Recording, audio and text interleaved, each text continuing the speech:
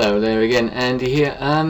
As you've seen from the title of the video, really, the United Nations of YouTube. Well, all the recent sort of talk about the US elections, I know this may well bore everybody else in other parts of the world, but it got me thinking about politicians generally, and this is not a big political video or anything like that, but I was just thinking, you watch YouTube and you watch all these vloggers from all over the world, from Blunty down in sort of Tasmania, you've got people in New Zealand, Australia, obviously the USA, here in UK, you know, put myself in that category I suppose as a vlogger, and people in Europe and across the world, as I said. But I was just thinking we could form a United Nations of YouTube and kick the politicians out. After all, we couldn't do any worse, really, could we? You've got all that common sense, radical sort of points of view, all that knowledge that you've got that's wasted.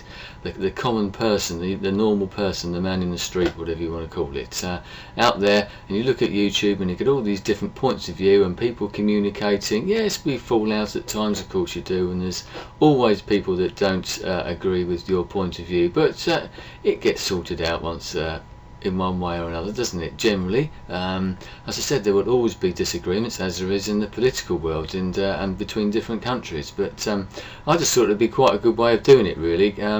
One of my main reasons for that, I'd say, having seen some of the experiences of elections, not just in the US, but as I did a video the other day about this sort of thing, across the world, and all the politicians themselves, there's no independent voices, really, are there?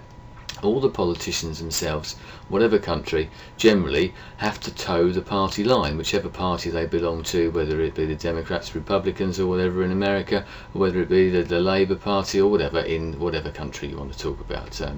But they all have to speak with sing from the same hymn sheet, as they say, of their political party that they belong to, and who pays their wages sometimes, I suppose, even to the extent of some people are actually backed up to get re-elected. They need the money from certain people, so they have to push their interests. So are they really as independent as you'd like them to be? Whereas everybody on YouTube hasn't really got an axe to grind, anything to gain out of it, really. So if people were more independent, you get a better point of view. This is, I believe, one of the reasons why politicians do get caught out occasionally, say things that maybe they shouldn't do when they veer off the prepared speech, the prepared text that's been given to them or written for them. This is where they come a cropper, as we say. They actually start speaking and saying things that they really think and feel, which really is what they should be doing all the time, and that's what people on YouTube can do.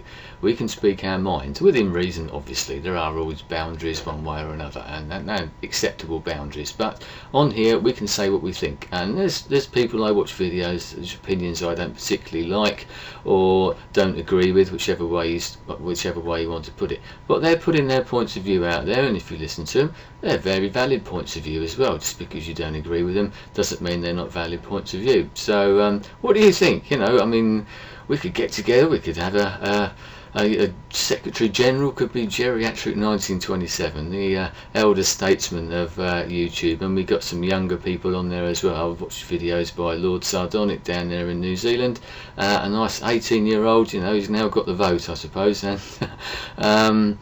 and there you go. So you've got people right across the board, different age groups, different ethnic races, religions, whatever, all over YouTube, haven't we, all across the world. So I'm sure we could get together, have a United Nations of YouTube, and I don't think we could do any worse, could we? We could have sort of meetings online, so to speak. So just a point of view, just something I was thinking about the other day after watching all the other election coverage and things like that. So now that the elections are actually over, or more or less anyway, over here in Britain, they've I think the US have stopped. Appear to. I'm sure they'll be arguing for a long time afterwards, but anyway, what do you think? I'll be interested to know your comments, videos, messages, whatever. I'll be interested to know what you think. Let's get together on YouTube and we could run the world on YouTube. How about that, eh? Alright, thanks very much. Goodbye.